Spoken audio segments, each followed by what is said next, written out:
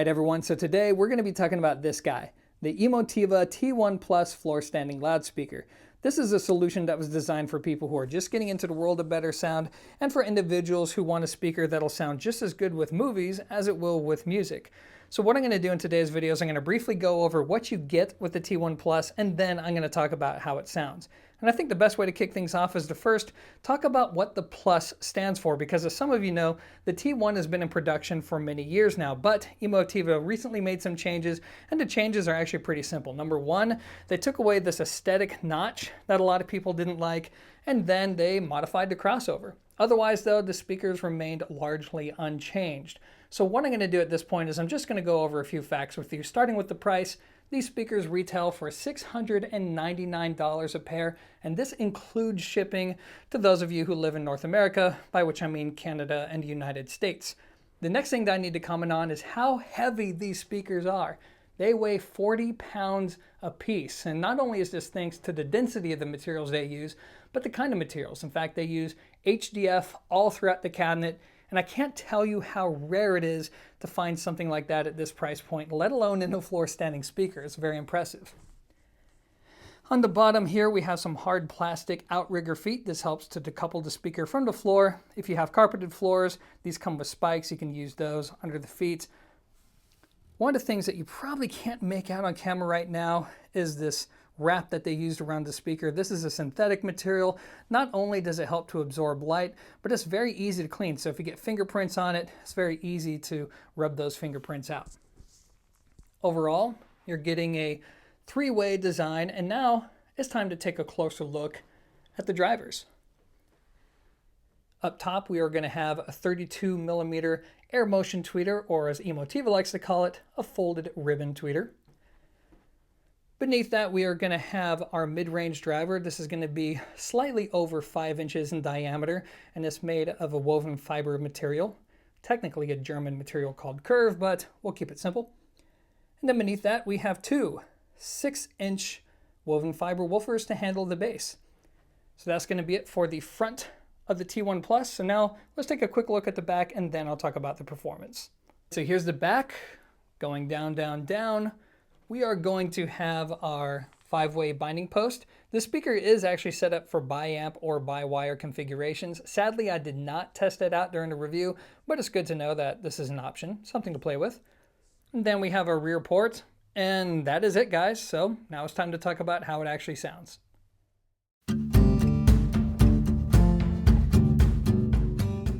So to kick off this evaluation, what I'm going to do is I'm going to give you all a brief overview as to what the speaker sounds like first, and then I'm going to go into more detail as the video goes on.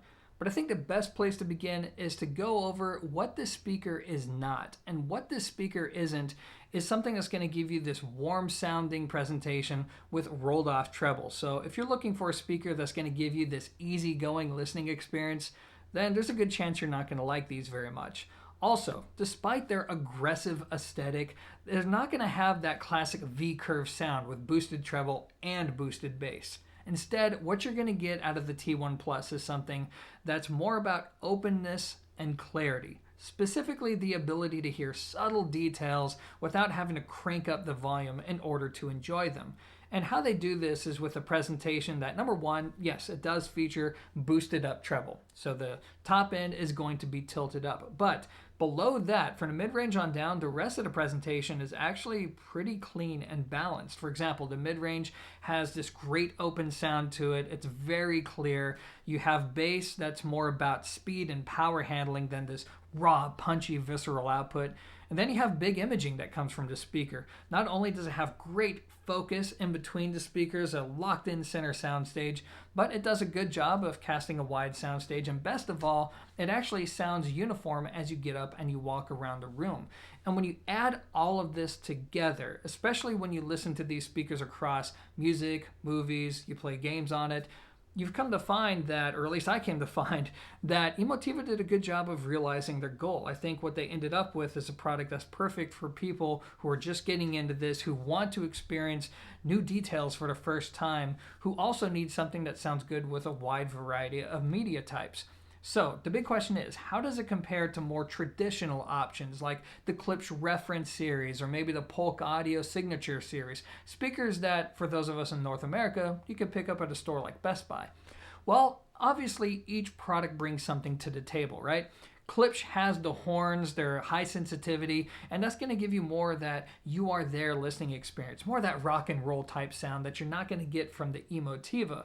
But the Emotiva, by comparison, is a lot cleaner, a lot more balanced, especially from the mid-range on down, and it's just a more refined listening experience. It just sounds like a higher-end speaker. So then when we shift to Polk Audio is going to give you this warmer sound, this punchier sound. The top end is still going to be a little bit accentuated, and a lot of people really like that sound, but again, it's not going to be as refined, it's not going to be as effortlessly detailed, and when you step up to something like an Emotiva, notice I said step up, it really does feel like you're getting more of a high-end product, a high-end sound. Anyways, guys, that's going to be my short overview of the T1 Plus. So now what I'm going to do is I'm going to throw a whole bunch of audiophile adjectives at you as I dive into more detail. So let's do that. Okay, so let's dissect the speaker's performance further by first talking about the treble. And unsurprisingly, this is going to be one of the most difficult things to navigate in the review because while the treble, as I mentioned before, is tilted up, right? It's going to be boosted. How bright it's going to be to you really depends on setup. It's not really about equipment matching so much as how you have the speaker set up in your room. Now, of course, I'm going to cover those details later on in the video, but what I think most people can expect when they listen to this is, yes, the treble is going to draw attention to itself, I think under most circumstances. But is this a bad thing? Well, it depends on where you're coming from. I think if you're new to this, it's going to be a very good thing because you want to hear those details for the first time. You want to be impressed, and it doesn't deliver that information in a way that I feel is fatiguing and grating, especially, again, if you're new to this, but you just need to be aware that the treble is boosted. Now, one of the things that this speaker does so well for the money, and really it's just a benefit to AirMotion tweeters, is that it can resolve subtle details with this sense of effortless ease that your traditional dome tweeter, the ones that you all are used to, they just don't quite do it the same way. And the cool thing about the top end here is that while it sounds really good at low volumes and very detailed, it actually sounds very good even at high volumes. It doesn't beam at you and become overly bright. It doesn't become overly sibilant, but it's not the most polite top end in the world. I mean, if you listen to bright sounding recordings, it's going to sound a little bit bright on this speaker, but otherwise the top end is definitely going to be for somebody who likes a lot of information. Let's move on to the mid-range. So the mid-range, as I mentioned before, has this very open and clear sound to it. It's actually quite balanced. It reminds me in a way of a studio monitor. A little bit dry, a little bit thin in the upper mid-range, but it doesn't leave you with a whole lot to complain about. It's more of just a matter-of-fact replication of what the signal is. So I don't think there's much more to say about the mid-range, and it's not going to have that warmth to it that some people like, but it's not going to be overly thin either. It's just very clean, open, good detail, a little dry. That's it. Now let's talk about the bass. So the bass, I do feel, has just a little bit of coloration to it. I feel like there's a little bit of warmth there, but it's not boosted. It's very quick for what it is, and it's more about, as I mentioned earlier, power handling. One of the things that I expected when I just looked at this speaker, especially given its price, is that the bass was going to be really punchy, if not a little bit visceral, and I didn't find that at all. In fact, I think this is where people may be disappointed with the T1 Plus because Emotiva designed it to be used in junction with a subwoofer, not to serve as this standalone bass monstrosity. So if that's what you're looking for, then you either add a sub or you just go with the bigger version of this speaker. But I think the bass is good in the sense that it enables you to track complex recordings very easily. I think it's a little cleaner sounding than the average tower speaker at this price point. But again, the trade-off is that you're not going to get that raw, visceral listening experience out of it. Imaging. As mentioned before, the imaging is going to be great out of this speaker. The focus in between the T1 Pluses in particular is just very, very good, and you don't have to work too hard to get that. And one of the things that really surprised me is this off-axis performance. I mean, when I'm off to the side or when I'm walking around listening to the speaker, I think it's actually just as enjoyable as when you're sitting down in between the speakers. That's really rare, like period. Just straight up period. Doesn't matter what the price is. I think that's really rare, let alone for something below $1,000 shipped. So I think Emotiva did a great job there. Dynamic output is surprisingly good for what it is.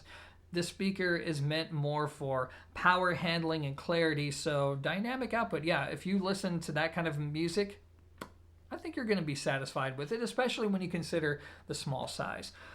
Otherwise, guys, I think that's about it as far as all the little details are concerned. So now it's time to talk about some of the negatives to this speaker. Then I'm going to go over the different things you can do to get the best sound out of it, and then we're going to wrap this up. So let's do that.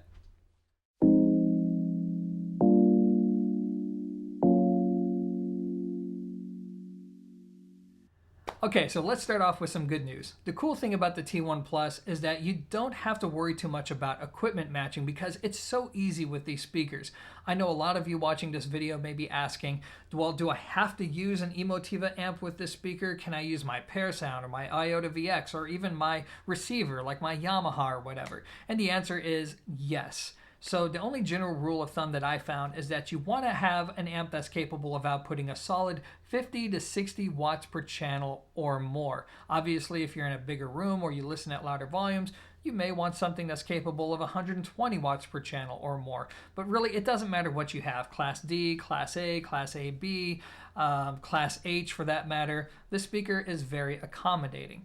But one of the things that you do need to be aware of is how sensitive it is to positioning, because while every loudspeaker will have a response to how it's positioned within a room, some speakers are more sensitive than others, and I found that the T1 Plus, its performance can change, I don't want to say dramatically, but it can change enough. For example, that prominent top end that I told you about, you can actually attenuate it and get it to sound much more balanced and well integrated with the rest of the presentation if you do the following. And I actually had to write this down because I don't want to miss anything.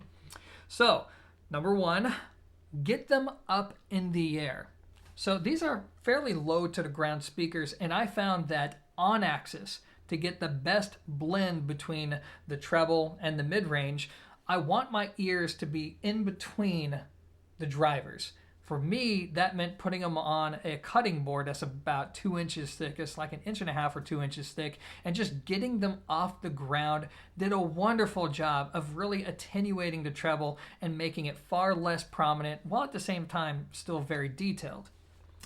Toe-in. I actually like these speakers best with aggressive toe-in, by which I mean the driver's actually pointing directly towards my nose. That's where I got in this locked-in center sound stage, and I also got this wide dispersion pattern. So normally it doesn't work that way. A lot of the times when you do that, you're going to get an even brighter sound, but I've come to find that with this speaker, it didn't really attenuate the top end at all, and it gave you all the benefits in terms of imaging. It's just something to experiment with. You may find that in your case, you may not. Some people are going to like the sound with the grills. I feel like the grills didn't really impact the sound much, but this is all stuff that you can experiment with to taste, because sound is going to load different rooms differently. And then lastly, let's see, actually no, not lastly, second to last. The sound can be good against the wall, even though they're rear ported, because the bass wasn't voiced to be aggressive and overly prominent. You can actually get away with placing these very close to a wall and still enjoy clean output. But for the best performance, yes, you do want to pull them out a good 1.5 to 2 feet away from any wall boundary, and if you can, maybe even a little further, like 3 feet out, even though that's not absolutely necessary. And then lastly, be patient with these speakers. Don't just throw them into your room and then cast immediate judgment on them. Take the time, try out some of these tips, see if you can get the balance that you enjoy the most, assuming that you don't love them just right out the box. If you do, great. Leave it as is and enjoy. Anyways, guys, that's going to be it for the tip section. Now let's go over some of the caveats, and then I'll wrap this whole thing up.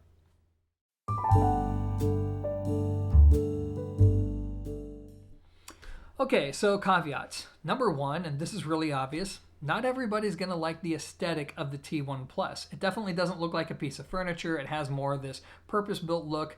Personally, I don't mind it. In fact, I kind of like that matter-of-fact aesthetic that it has going on, and I do think it looks a lot better in person than it does in pictures, but clearly this is a subjective call. Number two, as with every hi-fi product ever made, not everybody's going to like the sound. For example, I'm more used to something that's a little less treble prominent, has a little bit more color within the mid-range, so my taste would err in that direction. But there's plenty of people I know whose taste would err directly towards something like this. So you just need to know if this is the kind of speaker that you're looking for. And the last caveat, and really this is the only real important one, which is going to be the fact that while you have the ability to tune the sound of this speaker according to how you have it positioned, it means that you may have to work for it, and not everybody has the ability to do so. Some of you have this one specific spot where you can put the speaker and that's it. That is it. That's all you can do. And if that's you, then, you may have to think twice before getting something like this unless you know what I said about the sound is exactly what you're looking for. Anyways, guys, that's going to be it for the caveats, so let's wrap this whole thing up.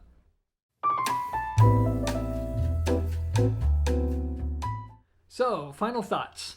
Ultimately, guys, I think these are good speakers. Number one, the build quality is exceptional for the money. I'm talking about unusually good. And then you have the performance that's right in line with what Emotiva was going for.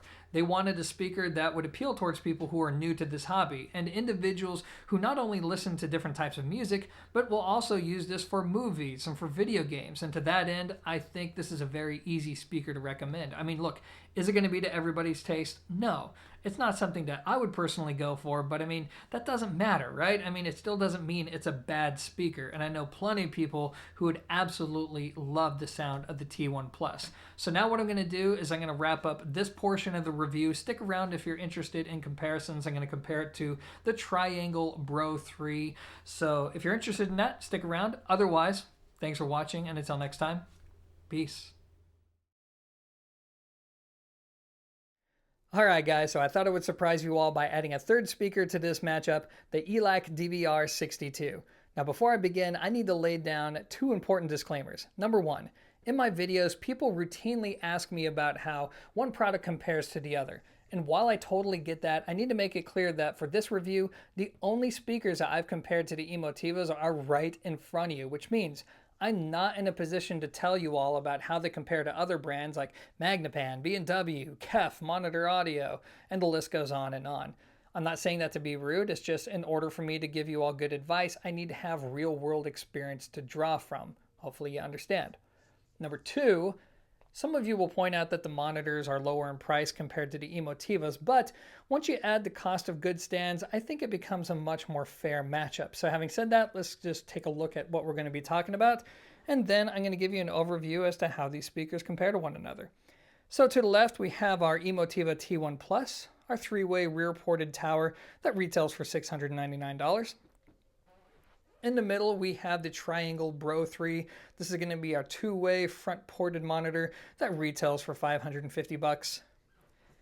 And then we have our ELAC DBR62, a two-way front-ported monitor that retails for $600. So the big question is, how do they compare to one another? Well, if I had to be honest with you guys, the sound is completely different from speaker to speaker, so I think they're going to appeal to a very distinct type of listener. So let's start off with the Emotiva. So the Emotiva, compared to the other two, is definitely going to have the brightest sound. The treble is going to be the most prominent, but the good news is that it's also going to be the most revealing. So if you're somebody who loves detail, or maybe you listen at low volumes and you love just hearing everything within the recording, at least with respect to this price point, you are likely going to prefer the Emotiva. The mid-range is going to be cleaner sounding than either the Triangle or the ELAC. It is going to have that studio monitor, a little bit more dry, matter-of-fact way of doing things. But again, some people are going to prefer that cleaner sounding mid-range. And then we have the bass. Believe it or not, the bass on the Triangles and the ELACs, I'd say about from 50 hertz on up, it's going to be stronger than what you get from the towers. But the bass on the towers is going to be a little cleaner, and it'll dig a little deeper. And plus, the power handling output out of the Emotiva is going to be just slightly better than what you're going to get from our bookshelf speakers. I also feel like the Emotivas are going to be better for somebody who does a lot of time listening to their music in the off axis, or in other words, while you're not in front of the speakers but moving about in your place. Or if you like to entertain a lot of guests, the Emotivas are going to sound more even keeled in the off axis than either the triangles or the ELACs. Not that they're bad in that way in any way. Anyways, that'll be our Emotivas. Now let's move over to the ELACs because they're the exact opposite. So the ELAC of the three is going to have a few advantages. Number one, the driver integration is going to be very good. The balance between the top end, the mid-range, and the bass is going to be on another level compared to the triangle and the Emotivas. Also, the ELACs are going to have the most laid back, they're going to have the warmest sounding presentation, and the top end is going to be the smoothest of the bunch. Now, it doesn't mean it's rolled off, it's the kind of speaker that you can listen to for hours on end, and you likely won't end up very fatigued. Also, compared to the other two speakers, once you connect the ELACs to higher end gear and you listen to really good recordings, I feel like the performance ceiling is just a little bit higher than what you get with the triangles or the Emotivas. But the downside to the ELAC, of course, is not everyone's going to like that balance or that smooth going presentation. Some people are going to want more excitement. And then we have the triangles. So the triangles, in a way, is going to be like a splice between these two. It's not going to be nearly as forward or as bright sounding as the Emotiva, but it's not going to be quite as smooth sounding as what you get out of the ELAC. Instead, it's going to be kind of in between all that. You're going to get something as smooth, but there's still going to be some sparkle there. There's going to be a lot of expressiveness within the top end. The mid-range, unlike the ELACs, which are going to be warm, or the Emotivas, which is going to be a little bit dry, the mid-range on the triangle is going to be a little bit more prominent. In fact, this is a very mid-range oriented speaker. It's pushed out. It's definitely the most open sounding between the three. And I think it's something that makes this speaker exciting to listen to. And then you have the bass. The bass output, I think, between these three speakers, you're going to get the most bass from about 50 hertz on up out of the triangles, but it will drop off relatively quickly, meaning that the Emotiva towers are going to give you, I would say, more extension. Dynamic output, I would say definitely the Emotivas are going to win there. In terms of imaging, all of these speakers actually image very well. The ELACs probably have the best focus in between the speakers. They're very easy to work with, I'd say. Among the speakers, these are the easiest to work with. But back to imaging. The triangles are going to lay down the widest soundstage, and the Emotivas are going to be best in the off-axis, even though all of them are good in the off-axis. It's just the Emotivas are a little bit better. Let's see, what am I missing here? Low volume listening. At ultra low volumes, the Emotivas, just due to their voicing, may be the best way to go. I feel like the triangles aren't bad in that regard, and even the ELACs are actually pretty good. But of course, you do need to crank the volume just a little bit on the ELACs in order to get them moving. That's about it, guys. So that's it for my comparison. Hopefully you took something valuable away from this. As always, thanks for watching, and until next time, peace.